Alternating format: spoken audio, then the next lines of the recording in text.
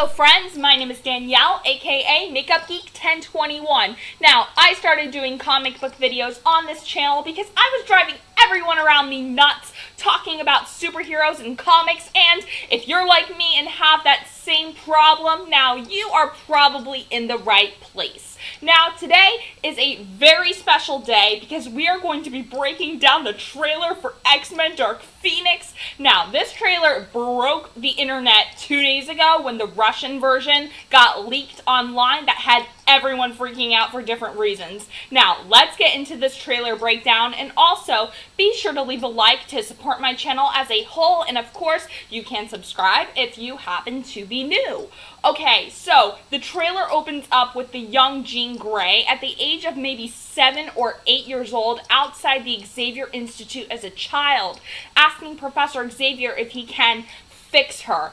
And we can actually assume Professor Xavier, he does something that sort of messes with her mind, and Beast, you can tell that he's not a fan of this at all. You can actually tell he's thinking, you know, this won't end well, this won't end well, but I cannot tell you all how happy I am that Jean's powers manifest after a car accident that kills her mom and dad. That was such a huge part of Jean's origin in the comics. It was actually, though, her best friend Annie who got killed in a hit and run in the comics, and that was what caused Jean's powers to manifest. They might be borrowing a little bit from the Ultimate Marvel Universe, where Jean is actually in a mental hospital before being taken in as Xavier's legal ward and adoptive daughter of sorts. I cannot tell you all how happy I am that I am just relieved that this time around, the Phoenix entity is going to be from space. I mean, you guys saw what X-Men 3 did to the Phoenix Saga. That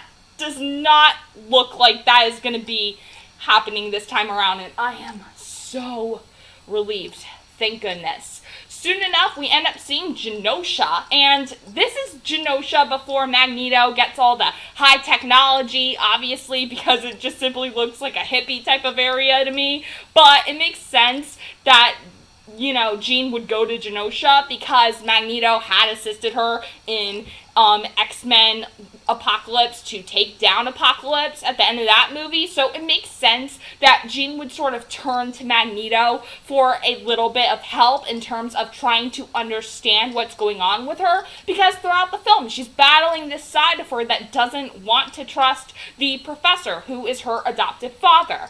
We then get shots of the Jessica Chastain character. Now, I know this character isn't Lilandra, because this is the character that is supposed to manipulate the Phoenix for her own greed and benefit, because Lilandra, she's supposed to be the leader of the Shi'ar. She would never do something that would potentially cause a mass destruction to her own people. Now, my money is on the gender-bent version of Mr. Sinister, who is known as Miss Sinister, because Sinister is a villain we haven't gotten to see yet in this franchise, and Sinister is just crazy obsessed with Scott and Jean. He is so obsessed with them, it's stupid.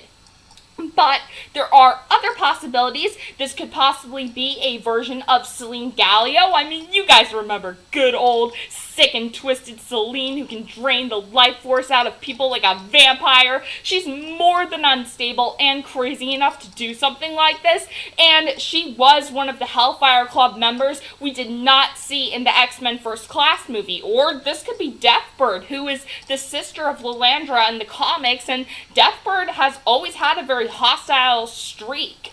We then get some shots of Jean completely destroying police cars. At first I was thinking that that scene was actually her homecoming, like returning to her childhood home to try and regain some of her innocence and hold on to that in a sense. But now that I think about it, this cannot be the case, because they have to do the Jean Grey homecoming scene, because that scene is so important, because you see all these items in her childhood home, at least in the 90s X-Men animated series, with Jean's favorite stuffed animal and her pet cat Prometheus.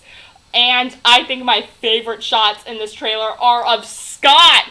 I'm hoping this scene where he touches Jean's face is where he tells her he loves her, because this movie is premiering on Valentine's Day, and this story arc they're doing is 100% Jotness 24/7. We need an on-screen kiss between Ty Sheridan and Sophie Turner ASAP. I mean it. We need something to help us forget that disrespectful Cyclops death from X-Men 3, because that movie broke me in all the wrong places. And then lastly, obviously, we get the images of Jean being hit with the radiation on the trip to outer space, which is completely shot to hell. I can tell you right now, this whole trailer made me happy for all the right reasons, and it looks like we're gonna finally get a proper Dark Phoenix saga. I mean, X-Men The Last Stand in terms of X-Men films just happens to be my bottom, and even if this movie might not be everyone's expectation, this is still Dark Phoenix! This is Dark Phoenix!